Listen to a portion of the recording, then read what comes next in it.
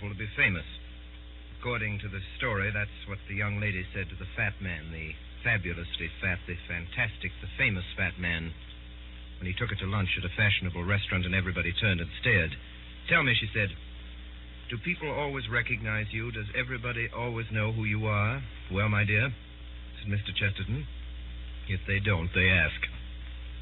Mr. Chesterton's The Man Who Was Thursday is a little like that. Roughly speaking, it's about anarchists. It was written, remember, in the boom of bomb-throwing in those radical, irresponsible days of the nihilists. And roughly speaking, it's a mystery story. It can be guaranteed that you will never guess the solution until you get to the end. It is even feared that you may not guess it then. You may never guess what The Man Who Was Thursday is about, but definitely, if you don't, you'll ask.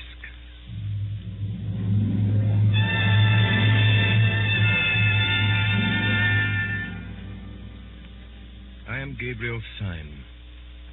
I am the man who was Thursday. That particular evening, if it is remembered for nothing else, will be remembered in that place for its strange sunset. It looked like the end of the world. It may be remembered by others, too, because it marked the first appearance in the place of the second poet of Saffron Park. For a long time, a red-haired revolutionary had reigned without a rival. It was upon the night of the sunset that I, Gabriel Syme, ended his solitude. Mr. Syme, you say you are a poet of law. I say you are a contradiction in terms. An artist is identical with an anarchist. Mr. Gregory, it is things going right that is poetical. Our digestions, for instance, going sacredly and silently right. The most poetical thing in the world is not being sick. Really, Mr. Syme, the examples you choose... I beg your pardon, Mr. Gregory. I forgot we had abolished all conventions. You don't expect me to revolutionize society on this lawn? Oh, no, I don't, but I suppose that if you were serious about your anarchism, that is exactly what you would do. Don't you think, then, that I'm serious about my anarchism? I beg your pardon. Am I not serious about my anarchism? I strolled away and left Gregory, but with surprise and with a curious pleasure, I found a red-headed young lady still in my company. It was Rosamond, Gregory's sister. Mr. Syme, do the people who talk like you and my brother often mean what they say? Do you mean what you say now? My dear Miss Gregory, when you say thank you for the salt, do you mean what you say? No. When you say the world is round, do you mean what you say? No, it's quite true, but you don't mean it. Is he really an anarchist, then? Only in that sense I speak of, or if you prefer it, in that nonsense. He wouldn't really use bombs or that sort of thing. Oh, good Lord, no. That has to be done anonymously.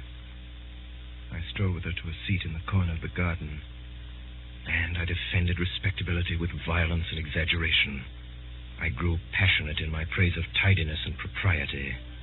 All the time there was a smell of lilac around me, and once I heard, very faintly in some distant street, a barrel organ begin to play, and it seemed to me that my heroic words were moving to a tiny tune from under or beyond the world. In the wild events which were to follow, this girl had no part at all. I never saw her again until all my tale was over. And yet, in some indescribable way, she kept recurring like a motive in music through all those mad adventures afterwards. And the glory of her strange hair ran like a red thread through those dark and ill-drawn tapestries of the night. For what followed was so improbable that it might well have been a dream. When I left the party and went out into the starlit street, I found Gregory waiting for me. Mr. Syme. Mr. Gregory. This evening you succeeded in doing something rather remarkable. You did something to me that no man has ever succeeded in doing before. You irritated me. Oh, I'm very sorry. There is only one way by which that insult can be erased, and that way I choose. I am going, at the possible sacrifice of my life and honor, to prove to you that you were wrong in what you said. In what I said? You said I was not serious about being an anarchist. Mr. Syme, may I ask you to swear by whatever gods or saints your religion involves that you will not reveal what I am now going to tell you to any son of Adam, and especially not to the police? Will you swear that? If you will consent to burden your soul with a vow that you should never make and a knowledge you should never dream about, I will promise you in return... You will promise me in return... I will promise you a very entertaining evening. Your offer is far too idiotic to be declined. You say that a poet is always an anarchist. I disagree, but I hope at least that he is always a sportsman. Permit me here and now to swear that as a Christian, and to promise as a good comrade and a fellow artist, that I will not report any of this, whatever it is, to the police. And now, what is it? I think that we will take a cab.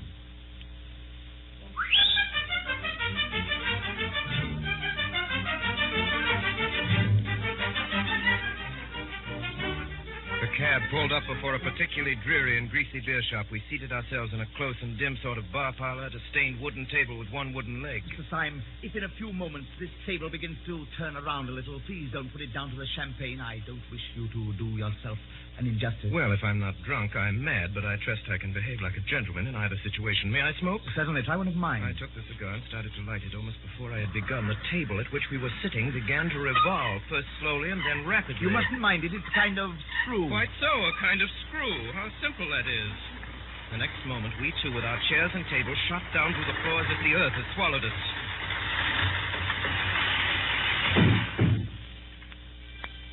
Gregory led me down a low, vaulted passage, at the end of which was a heavy iron door.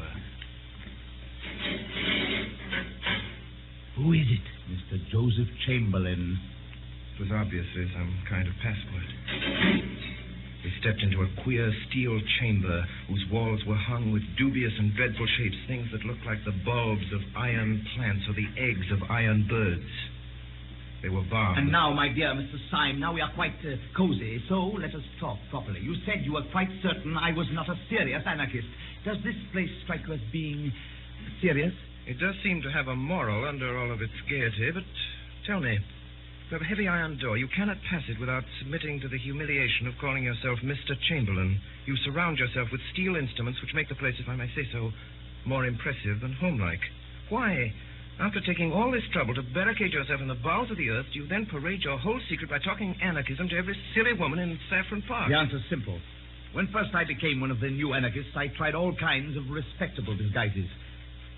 But at last I went in despair to the president of the Central Anarchist Council, who is the greatest man in Europe. Oh, what's his name? You wouldn't know it. That is his greatness. He looked at me. You want a safe disguise, do you? I nodded. Why then, dress up as an anarchist, you fool. I took his advice and have never regretted it. I preached blood and murder to those women day and night, and by heaven they would let me wheel their perambulator. You took me in. What do you call this tremendous president of yours?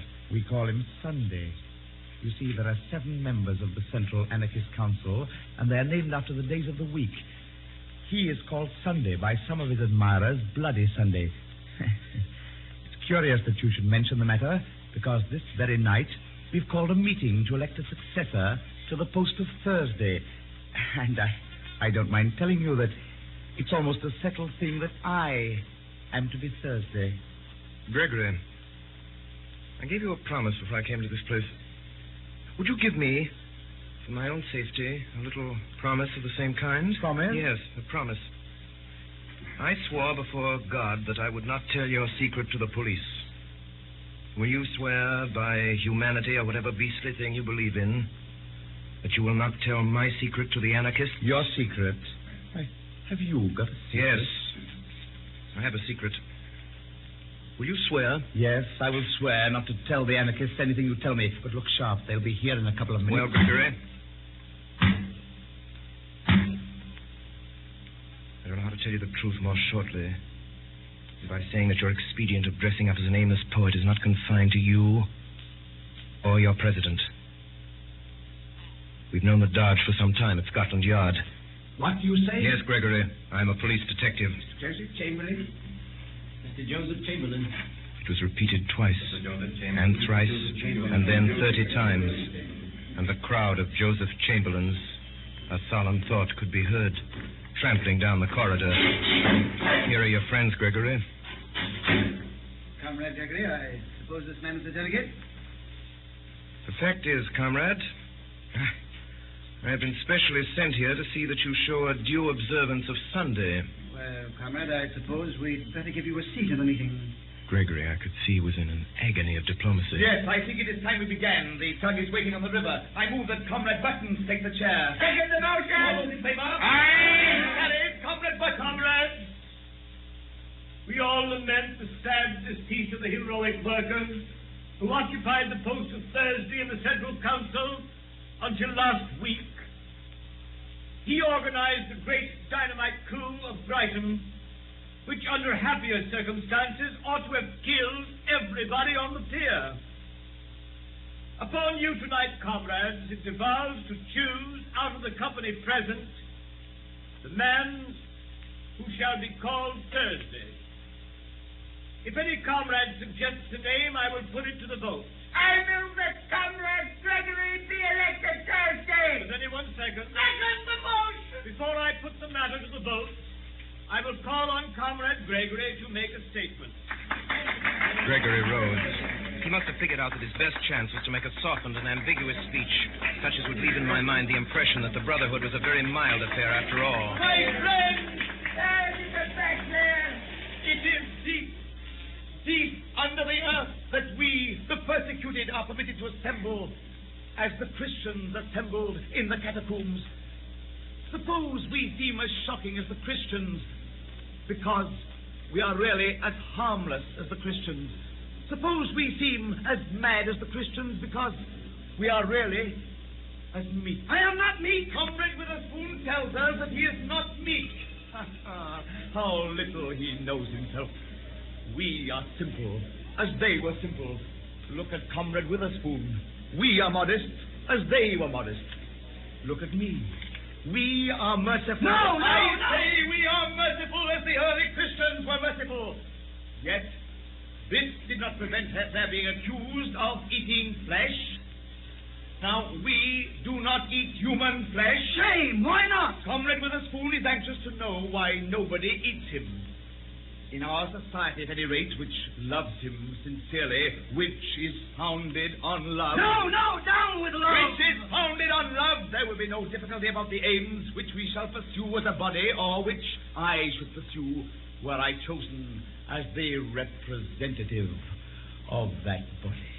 Does anyone oppose the election of Comrade Gregory? Yes, Comrade! Who are you? Gabriel Syme! Comrade Syme! Comrade Syme, the special delegate. Have we come here for this? Comrades, we line these walls with weapons and bar that door with death. Lest anyone should come and hear Comrade Gregory saying to us, be good and you will be happy. Honesty is the best policy and virtue is its own reward. Comrade Gregory has told us we are not the enemies of society. But I say that we are the enemies of society, and so much the worse for society. Comrade Gregory accuses me of hypocrisy. He knows as well as I do that I am keeping all my engagements and doing nothing but my duty. I do not mince words. I do not pretend to. We do not want the Supreme Council of Anarchy infected with a maudlin mercy. Have Gregory and his milk and water methods on the Supreme Council. I would offer myself for election. Stop, you Stop, I tell you. I move as an amendment that Comrade Syme be appointed to the post. Stop all this, I tell you. Stop it. It is all impossible. I beg to second the election. Comrades, I kneel to you. Do not elect this man. The question is that Comrade Syme be elected to the post of Thursday on the General Council. And 3 minutes afterwards, Mr. Gabriel Syme of the Secret Police Service was elected to the post of Thursday on the General Council of the Anarchists of Europe. A moment later, I found myself somehow or other face to face with Gregory. You are a devil. And you are a gentleman. Comrade Thursday, the boat is quite ready. Comrade Gregory, you've kept your word. You're a man of honor, and I thank you. What do you mean? What did I promise you? A very entertaining evening.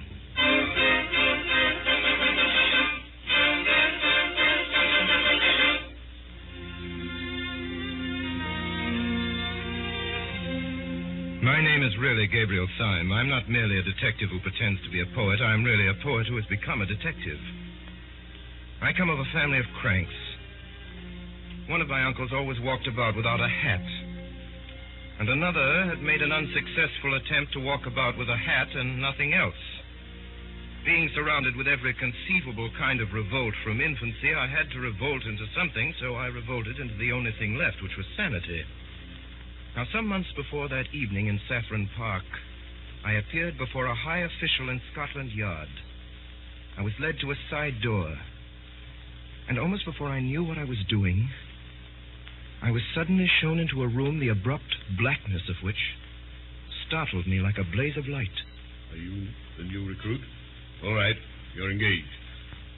I really have no experience. No one has any experience of the Battle of Armageddon. But I'm really unfit. You're willing, that is enough. Well, really? I don't know any profession of which mere willingness is the final test. I do. Martyrs. I'm condemning you to death. Good day.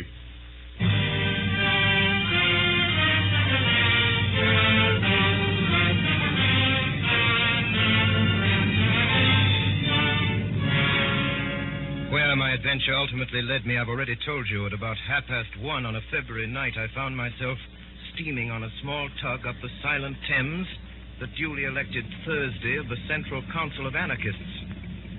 As we came alongside, the great stones of the embankment were big and black against the huge white dawn. I leapt out of the boat onto the slimy steps. The tug put off again and turned upstream.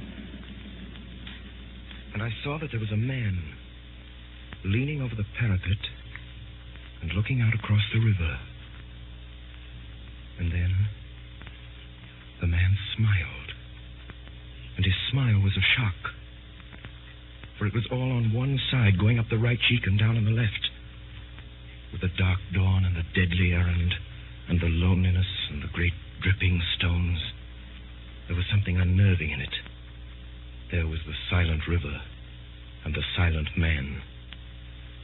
And there was the last nightmare touch, that his smile had suddenly went wrong. We walk up towards Leicester Square. We shall just be in time for breakfast. Sunday always insists on an early breakfast. At one corner of Leicester Square, there projected the balcony of a prosperous but quiet hotel. The balcony contained a breakfast table, and round the breakfast table, glowing in the sunlight, were a group of noisy and talkative men, all dressed in the insolence of fashion. Here, then, was the secret conclave of the European dynamiters. Then, as I continued to stare at them, I saw something that I had not seen before, literally because it was too large to see. At the nearest end of the balcony, blocking up a great part of the perspective, was the back of a great mountain of a man. I first thought that the weight of him must break down the balcony of stone. This man was planned enormously in his original proportions, like a statue, carved deliberately as colossal.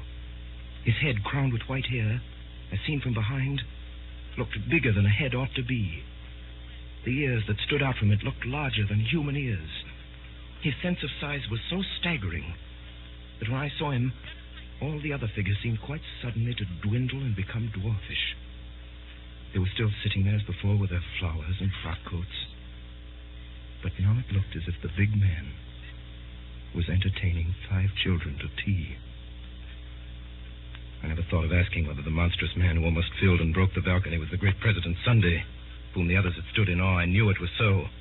As I walked across the inner room towards the balcony, the large face of Sunday grew larger and larger, and I was gripped with a fear that when he was quite close, the face would be too big to be possible, and that I would scream aloud.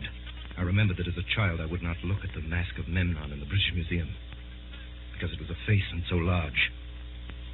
By an effort braver than that of leaping over a cliff, I went to an empty seat at the breakfast table and sat down. At that moment, the president was addressing a man, out of whose collar there sprang a bewildering bush of brown hair and beard that almost obscured the eyes, like those of a Skye terrier. The man's name, it seemed, was Gogol. He was a Pole. And in this circle of days, he was called Tuesday. Our friend Tuesday insists on the ways of the stage conspirator. Now, if a gentleman goes about London in a top hat and frock coat, no one need know that he's an anarchist. But if a gentleman puts on a top hat and a frock coat and then goes about on his hands and knees, well, he may attract attention. I am not good at concealment. I am not ashamed of the cause. Yes, you are, my boy, and so is the cause of you. I am not good at deception. Right, my boy, right. You aren't good at anything. As I looked at the others, I began to see in each of them exactly what I had seen in the man by the river. Each man was subtly and differently wrong. Next to me sat Tuesday, the toggle-headed Gogol. Next was Wednesday, a certain Marquis de Saint-Eustache. In the gloom and thickness of his beard, a dark red mouth showed sensual and scornful. Whatever he was not a Frenchman. Then came me, and next, a very old man, Professor de Worms, who was Friday. The red flower in his buttonhole showed up against a face that was literally discolored like lead. The whole hideous effect was as if some drunken dandies had put their clothes upon a corpse. And right at the end sat the man called Saturday. His name was Dr. Bull. There was nothing whatever odd about him except that he wore a pair of dark, almost opaque spectacles. It occurred to me that his eyes might be covered up because they were too frightful to see. Such were the 6 men who had been sworn to destroy the world. Only 3 days afterwards, it appeared, the King of England was to meet the President of the French Republic in Paris. And over their bacon and eggs upon their sunny balcony, these beaming gentlemen had decided how both should die. Even the instrument was chosen. The black-bearded Marquis, it appeared, was to carry the bomb. Most of the talkers paid little attention to me, but the President was always looking at me steadily and with a great and baffling interest. I was sure that in some silent and extraordinary way, Sunday had found out that I was a spy. Meantime, the men were eating as they talked. The Marquis took a great bite of bread and jam. I have often wondered whether it wouldn't be better for me to do it with a knife. And it would be a new emotion to get a knife into a French president and wriggle it around. You're wrong. The knife was merely the expression of the old personal quarrel with a personal tyrant. Dynamite is not only our best tool, but our best symbol. It expands. It also destroys because it broadens. And brain, the man's brain is a bomb. My brain feels like a bomb night and day. It must expand. It must expand. A man's brain must expand. If it breaks the universe. I don't want the universe broken up just yet. I want to do a lot of beastly things before I die. I thought of one yesterday in bed. The question, gentlemen, is how Comrade Wednesday is to strike the blow. As to the actual arrangement, I suggest that tomorrow he should go first of all. Before we discuss that, I have something very particular to say. The instant of choice had come at last. The pistol was at my head. More speeches, more compromise. Go. Sit down with the other gentlemen at this table. For the first time this morning, something intelligent is going to be said. I sat down first. No one except me seemed to have any notion of the blow that was about to fall. Comrades, we have spun out this farce long enough. We were discussing plans and naming places. I propose that those plans and places should be left wholly in the control of Comrade Saturday, Dr. Bull. Not one word more about the plans and places must be said at this meeting. They all moved feverishly in their seats, except me. I sat stiff in mine with my hand in my pocket and on the handle of my loaded revolver. Gentlemen, there is a spy at this table. He'll waste no more words. His name... I half rose from my seat, my finger firm on the trigger. His name is Gogol. He's that hairy humbug over there who pretends to be a Pole. How in God's name did you know? know? Now, my man, I gather that you fully understand your position. You bet. I see it's a fair cup. All I say is I don't believe any Pole could have imitated my accent like I did his. I concede the point. I believe your accent to be inimitable, so I shall practice it in my bath. Do you mind leaving your beard with your card? Not a bit. Tuesday, if you ever tell the police or any human soul about us, I shall have exactly 2.5 minutes of discomfort. Of your discomfort, I will not dwell. Good day. Mind step. The detective who had masqueraded as Gogol rose to his feet without a word and walked out of the room with an air of perfect nonchalance.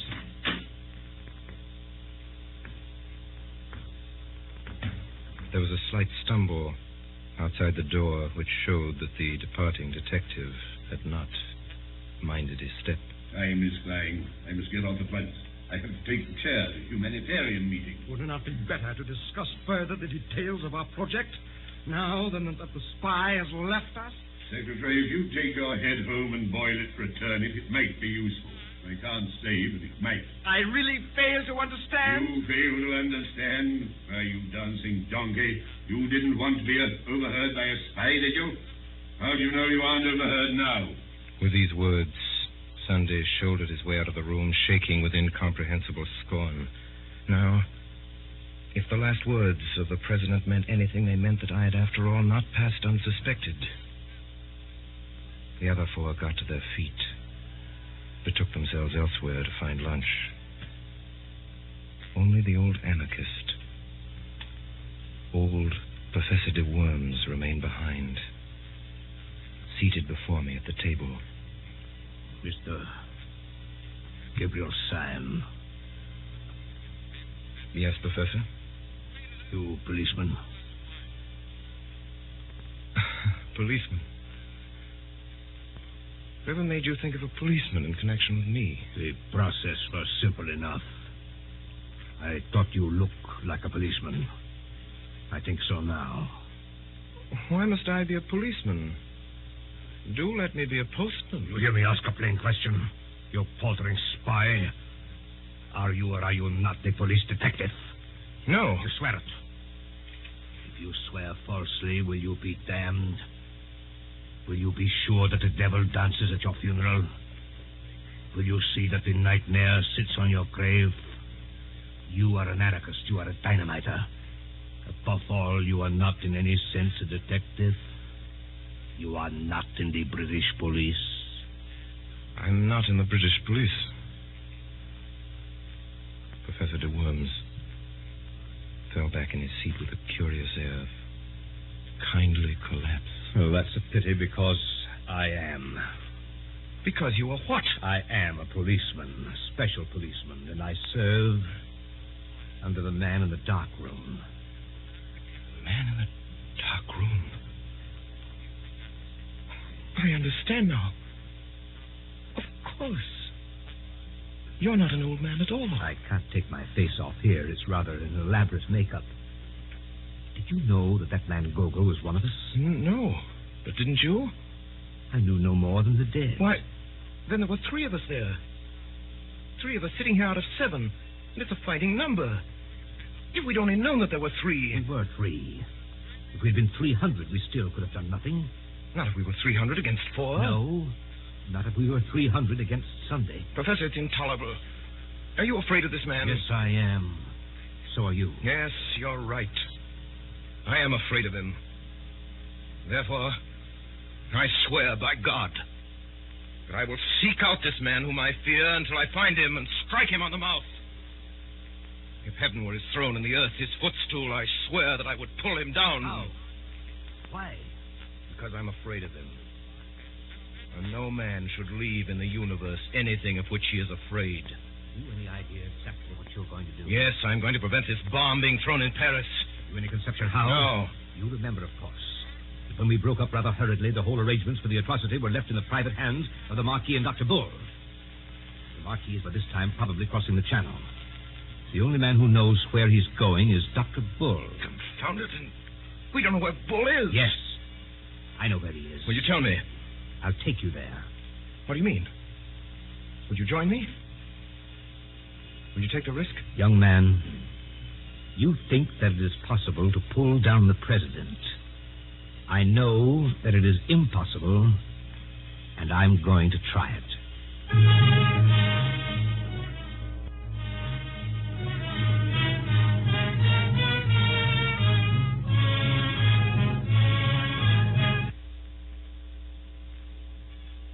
Call your special attention to the new series of broadcasts by the Mercury Theater with Orson Welles as star and director, which will commence next Sunday night at 8 p.m. Eastern Daylight Saving Time. And now a brief pause for station identification. This is the Columbia Broadcasting System.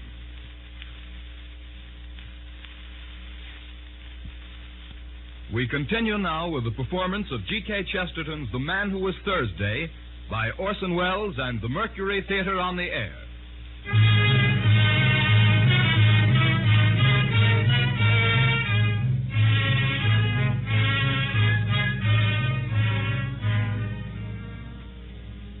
The professor led me to a very respectable inn. And in that place we dined very thoroughly. Can you play the piano?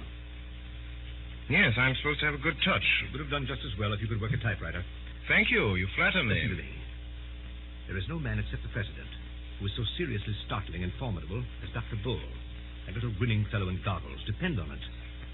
Sunday was not asleep when he locked up all the plans of this outrage in the round, black head of Dr. Bull. Do you think that this unique monster will be soothed if I play the piano to him? I mentioned the piano because it gives one quick and independent fingers. Sime, if we are to go through this interview and come out sane or alive, we must have some code of signals between us that this brute will not see. I have made a rough alphabetical cipher corresponding to the 5 fingers like this. Listen. B. A. D. Bad.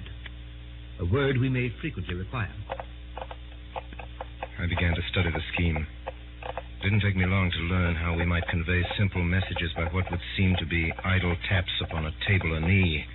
It was not long before Dr. Bull came in, sat down at our table. He smiled brightly. You're early this evening, gentlemen. The quiet good humor of his manner left us helpless. We sat staring at each other in silence. I have an intuition. Then sit on it. It is quite an extraordinary intuition. Extraordinary rot. I am a poet. You're a dead man. You scarcely realize how poetic my intuition is. It has that certain quality we sometimes feel in the coming of spring. Go to blazes. Dr. Bull. Quiet. Dr. Bull. Dr. Bull, would you do me a small favor? Would you be so kind as to take off your spectacles? Dr. Bull rose slowly, still smiling, and took off his spectacles. He was sitting in the chair before us. And we saw there a very boyish-looking young man. The smile was still there, but it might have been the first smile of a baby. Dr. Bull, I am a police officer. The dark room. The dark room. Well, I'm awfully glad you came so early, for we can all start for France together. Yes, I'm in the force, all right. But good heavens, if this were true, there were more blasted detectives than there were blasted dynamiters at the blasted council. We might easily have fought. We were 4 against 3. No, we were not 4 against 3. We were not so lucky. We are 4 against 1.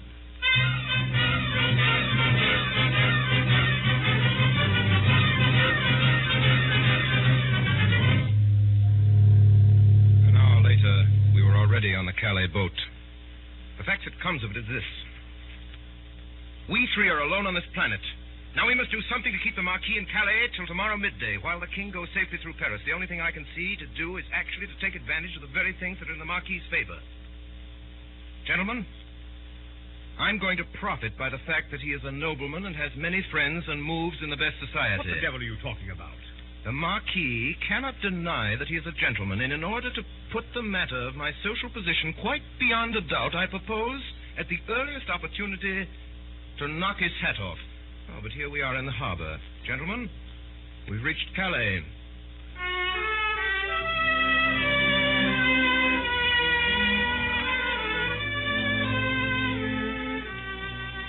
A band was playing in a Café Chantant hidden somewhere among the trees, where sat the Marquis de Saint-Eustache. The man had 2 companions, solemn Frenchmen in silk hats. You are Monsieur Syme, I think. And you are the Marquis de Saint-Eustache. Permit me to pull your nose, which I attempted to do, but the 2 men in top hats held me back. This man has insulted me. Insulted you when? Oh, just now. He's insulted my mother. Insulted your mother? Well, anyhow, my aunt. But how can the Marquis have insulted your aunt just now? He has been sitting here all the time. Ah, it was what he I said. said nothing at all except about the band. I only said that I like Wagner, played well. It was an allusion to my family. My aunt played Wagner badly. It was a painful subject. We are always being insulted about it. This seems most extraordinary. Oh, I assure you, the whole of your conversation was simply packed with sinister allusions to my aunt's weaknesses. Oh, this is nonsense. I, for one, have said nothing for half an hour, except that I like the singing of that girl with the black hair. Well, there you are again. My aunt's was red. It seems to me that you're simply seeking a pretext to insult the Marquis. By George, what a clever chap you are. Seeking a quarrel with me. By heaven, there was never a man who had to seek long. These gentlemen will perhaps expose me. There are still 4 hours of daylight. Let us fight this evening. Marquis, your action is worthy of your fame and blood. Permit me to consult with the gentleman in whose hands I shall place myself. Good day. Lion, what are you up to? Now listen carefully. Bull, Professor, you are my seconds. And you must insist on the duel coming off after 7 tomorrow, so as to keep him from catching the 7:45 for Paris. If he misses that train, he misses the King of England. You understand? So at 7:20, we met on a small meadow not far from the railway. I'd made up my mind that I could avoid disabling the Marquis and prevent the Marquis from disabling me for at least 20 minutes. In 20 minutes, the Paris train would have gone by. Gentlemen, engage. I'm not a bad fighter. Every now and then, I could almost fancy that I felt my point go home. But there was no blood on the blade or my shirt. And now we could hear the Paris train. There was no doubt about the hit this time. I was as certain that I had stuck my blade into my enemy as a gardener that has stuck his spade into the ground. Yet there was no blood on it at all. Marquis fought wildly. He constantly looked away at the railway line, almost as if he feared the train more than the pointed steel. I aimed less at the Marquis's body and more at his throat and head. A minute and a half afterwards, I felt the point enter the man's neck below the jaw. It came out clean. I thrust again and made what should have been a bloody scar on the Marquis's cheek. But there was no scar. Stop! I want to say something. It is rather important. Mr. Syme, you expressed a wish to pull my nose. Would you oblige by pulling my nose now as quickly as possible? I have to catch a train. I protest that this is most irregular. Will you or will you not pull my nose? Come, Mr. Syme. Don't be selfish. Pull my nose at once when I ask you. I took 2 paces forward and seized the Roman nose of this remarkable nobleman. I pulled it hard, and it came off in my hand. If anyone has the use for my left eyebrow, he can have it.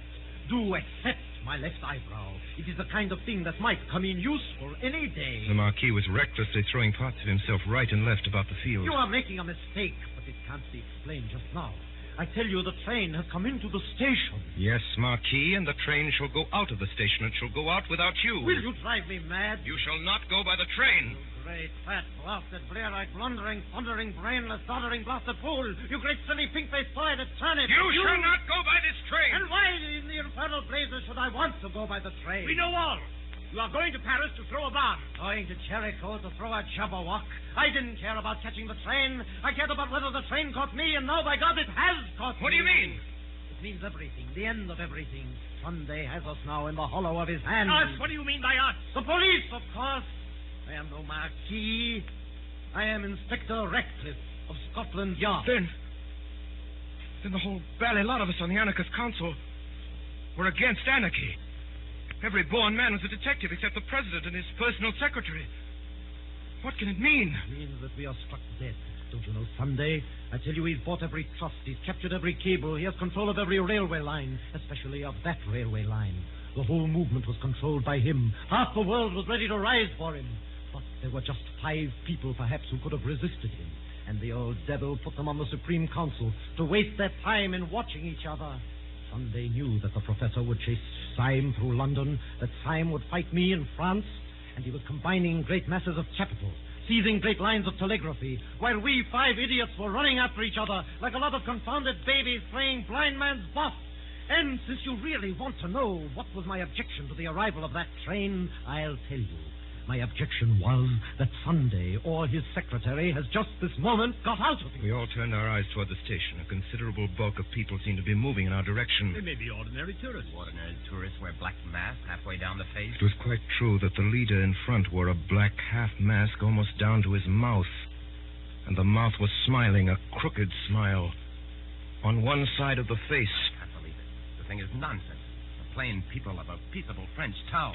Someone has shot at us. Pray resume your remarks, Dr. Bull. You were talking, I think, about the plain people of a peaceable French town. Stop! Here come the police! They're charging them out.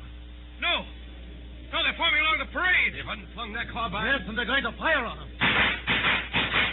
The police have joined the mob. The mob, advancing steadily, was almost on top of us. Charge the anarchists! Charge the anarchists! There was no doubt of it. The leader was Monday. Monday, secretary of the council. Under the black mask, his mouth was working horribly. Monday! Stop! Charge the anarchists! Swords! For our time has come to die! There is some mistake, Mr. Syme. I heartily think you understand your position. I arrest you in the name of the law. Of the law? But you are the secretary of the anarchist council. Nonsense. I am a detective from Scotland Yard.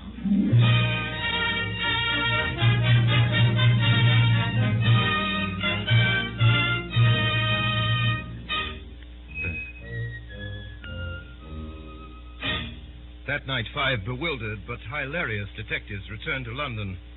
And next morning, having found Gogol, we marched stolidly toward the hotel in Leicester Square. This is more cheerful. We are 6 men going to ask one man what he means. I think it's a bit queerer than that. I think it's 6 men Going to ask one man what they mean. We saw at once the little balcony and a figure that looked too big for it. He was sitting alone with bent head, poring over a newspaper, but all his counselors would come to vote him down, cross that square as if we were watched out of heaven by 100 eyes. We went up the dark stair in silence. Delightful. So pleased to see you all. What an exquisite day it is. The king dead? No, sir, there has been no massacre. I bring you news of no such disgusting spectacle. Disgusting spectacles? You mean Dr. Bull's spectacles? My spectacles are blackened, but I'm not. Look at my face. I dare say it's the sort of face that grows on one. In fact, it grows on you. I dare say it'll grow on me someday. We have come here to know what all this means. Who are you? What are you? What am I?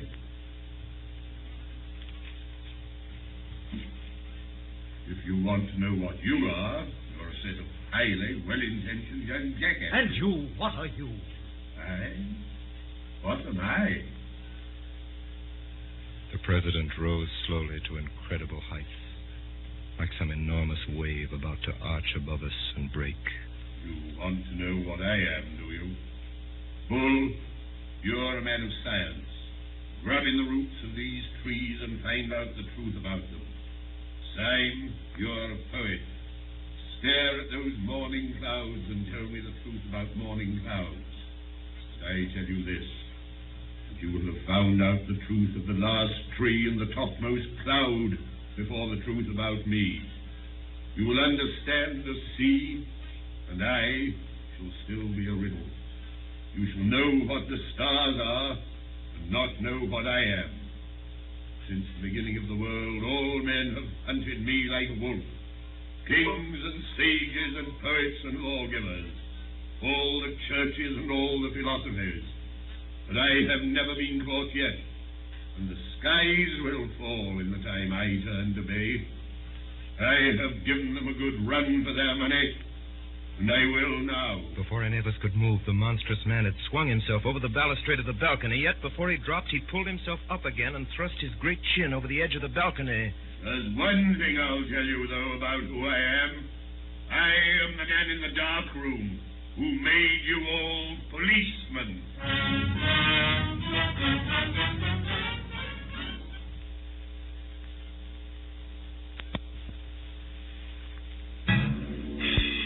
Sunday fell from the balcony, bouncing on the stones below like a great ball of India rubber, and went bounding off towards the corner of the Alhambra, where he hailed a hansom cab and sprang inside of it. Of course, we all followed him. And at the highest ecstasy of speed, Sunday turned round, and sticking his great grinning head out of the cab, he made a horrible face at us, flung a ball of paper at me, and vanished. I caught the paper. What does it say, Syme? Let's see. No one would regret anything in the nature of an interference by the archdeacon more than I trust it will not come to that. But for the last time, where are your galoshes? The thing is too bad, especially after what Uncle said.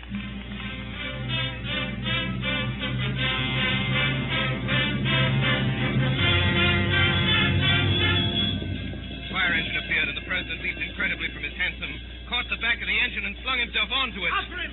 There's no mistaking the fire engine! Our cabmen whipped up their horses, and the president acknowledged this proximity by coming to the back of the fire engine, bowing repeatedly, kissing his hands, and finally flinging out to us a neatly folded note. Read it! Read it! Fly at once!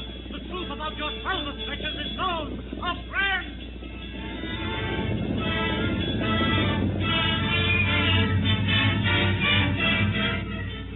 What place is this?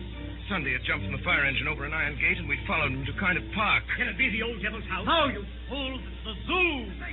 Come this way. That's what? Come where? The elephant. An elephant? An elephant has gone mad and run away. What? Yes, he's run away with an old gentleman, a poor old gentleman with white hair. What sort of old A gentleman? very large and fat old gentleman in light grey clothes. The elephant has not run away with him. He has run away with the elephant. And by thunder, there he is. There was no doubt about it this time.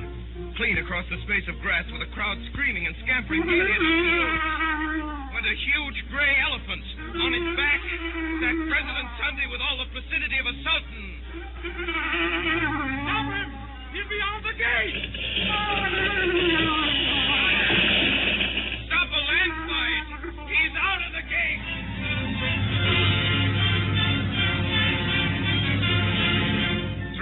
after street, through district after district, went the prodigy of the flying elephant, and we followed it through the city, out into the suburbs, and finally to a fairgrounds. The president had disappeared.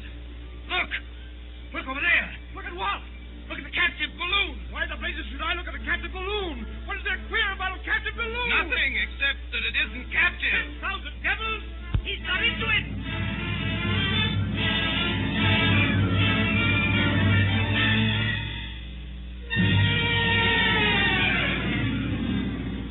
We'd followed that balloon. All afternoon we'd followed it, and then, about twilight, the preposterous thing had staggered in the sky and sunk from view into the woods. Oh, if he's cheated us all by getting killed, it would be like one of his larks. And almost at the same moment, all 6 of us realized that we were not alone in the little field. Across a square of turf, a tall man was coming towards us, leaning on a strange long staff like a scepter. His advance was very quiet. He might have been one of the shadows of the wood. Gentlemen, my master has a carriage waiting for you in the road just by. Who is your master?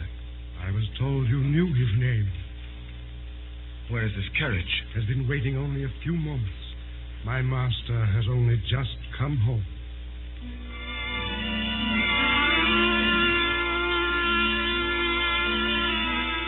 All 6 of us compared notes afterwards and quarreled.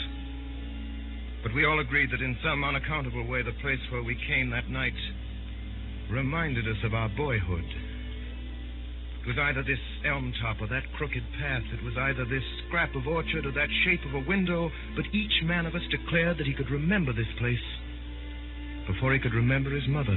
Refreshments are provided for you in your room. I entered a splendid suite of apartments that seemed to be designed specially for me. I have put out your clothes, sir. Clothes? I have no clothes except these. My master asks me to say that there is a fancy dress ball tonight. You're to be dressed as Thursday, sir. Dressed as Thursday? Doesn't sound a very warm costume. Yes, sir. The Thursday costume is quite warm, sir. It fastens up to the chin.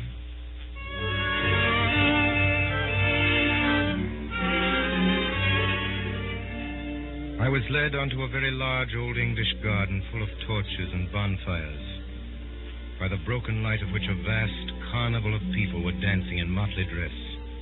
I seemed to see every shape in nature imitated in some crazy costume. There was a man dressed as a windmill with enormous sails, a man dressed as an elephant, a man dressed as a balloon. There was a dancing lamppost, a dancing apple tree, a dancing ship. One would have thought that the untamable tune of some mad musician had set all the common objects of field and street dancing an eternal jig. And long afterwards, when I was middle-aged and at rest, I could never see one of those particular objects, a lamppost or an apple tree or a windmill, without thinking that it was a strayed reveler from that revel of a masquerade. On one side of this lawn, in a kind of crescent, stood 7 great chairs, the thrones of the 7 days. And so the night wore on, and finally the last of the dancers vanished, and the fire faded as the long, slow, strong stars came out. And we 7 strange men were left alone, like 7 stone statues on our chairs of stone. Then Sunday spoke. We will eat and drink later. Let us remain together a little, we who have loved each other so sadly and have fought so long. I seem to remember only centuries of heroic war, in which you were always heroes, epic on epic, Iliad on Iliad, and you always brothers in arms. Tell me, who are you? I am the Sabbath. I am the peace of God. I'm grateful to you. Not only for wine and hospitality here, but for many a fine scamper and free fight. But I should like to know. My soul and heart are as happy and quiet here as this old garden. But my reason is still crying out. I should like to know. It seems so silly that you should have been on both sides and fought yourself. I have heard your complaints, and here, I think, comes another to complain. We will hear him also. And we saw before us. The red-headed poet of Saffron Park. Gregory! Why, this is the real anarchist. Yes. I am the real anarchist. There came a day when the sons of God came before the Lord, and Satan also came with them. You're right. I'm a destroyer. I would destroy the world if I could. Oh, most unhappy man. Try to be happy. You have red hair like your sister. I know what you are, all of you, from first to last. You're the people in power. You're the police, the great fat smiling men in blue and buttons. You're the law. You're the seven angels of heaven, and you've had no troubles. Oh, I could forgive you everything if I could feel for once that you had suffered for 1 hour a real agony, such as I. I see everything. Everything. Everything that there is. Why does each thing on earth war against each other thing? Why does a fly have to fight the whole universe? Why does a dandelion have to fight the whole universe? For the same reason that I had to be alone in the dreadful council of the days. So that each thing that obeys law may have the glory and the isolation of the anarchist. So that by tears and torture we may earn the right to say to this accuser, we also have suffered. I repel the slander. We have not been happy. I can answer for every one of the great gods of law whom he has accused.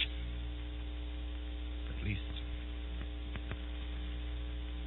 And I saw suddenly the great face of Sunday. Have you ever suffered? As I gazed, the great face grew to an awful size larger than the colossal mask of Memnon, which had made me scream as a child.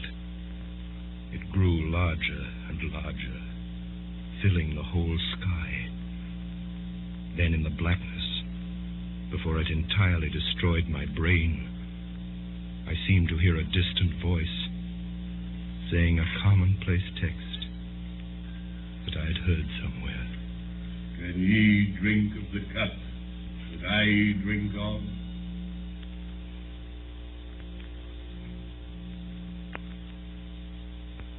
When men in books awake from a vision, they commonly find themselves in some place in which they might have fallen asleep.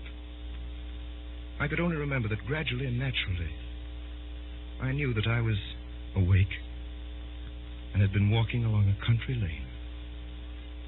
Dawn was breaking over everything, in colors at once clear and timid, as if nature made a first attempt at yellow and a first attempt at rose. A breeze blew so clean and sweet that one could not think it blew from the sky. It blew rather through some hole in the sky. I felt a simple surprise when I saw, rising all round me on both sides of the road, the red, irregular buildings of Saffron Park. I walked by instinct along one white road on which early birds hopped and sang, and found myself outside a fenced garden. And there I saw the sister of Gregory, Rosamond, the girl with the gold-red hair, cutting lilac before breakfast with the great unconscious gravity of a girl.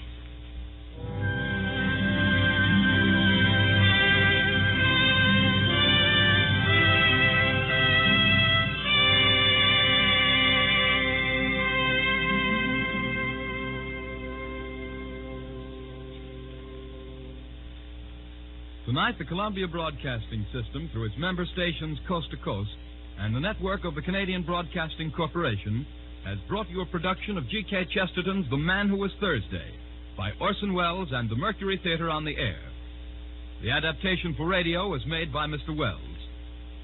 This Monday night concludes the summer broadcasts, which have introduced the Mercury Theater as the first complete theatrical producing company in radio. But the tremendous response which their efforts have drawn from all parts of the country has ensured their continuance with us through the coming months. The Columbia Broadcasting System is therefore proud to announce a new series of weekly productions by Orson Welles and the Mercury Theater on the air, beginning next Sunday evening, September the 11th, from 8 to 9 o'clock Eastern Daylight Saving Time. The first play next Sunday at 8 will be Vincent Van Gogh, an original drama based on the letters of the famous painter to his brother Theo and the records of his biographers. In the cast this evening, Sunday, Eustace Wyatt, the Professor Ray Collins, Gregory George Coulouris, the Marquis Edgar Barrier, Gogol Paul Stewart, Bull Joseph Cotton, the Secretary Erskine Sanford, Witherspoon Alan Devitt, Rosamond Anna Stafford, and Gabriel Syme, The Man Who Was Thursday, by Orson Welles. Davidson Taylor supervised for the Columbia Network. This is Dan Seymour speaking. The orchestra was directed by Alexander Semler.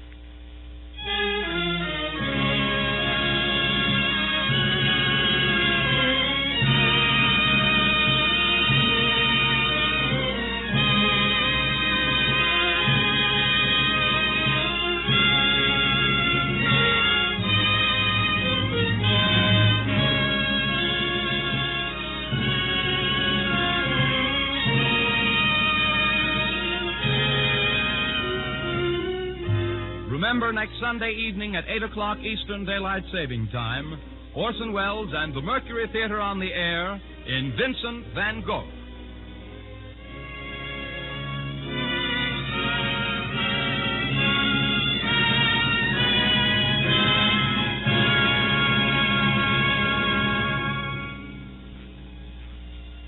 Be sure to be at your radio next Monday at 9 p.m. Eastern Daylight Saving Time. That's when the Lux Radio Theater begins its new series of broadcasts, same stations as last year. The first presentation will be Spawn of the North, with George Raft, Fred McMurray, John Barrymore, Dorothy Lamour, and Akim Tamirov. Next Monday at 9 p.m. Eastern Daylight Saving Time. This is the Columbia Broadcasting System.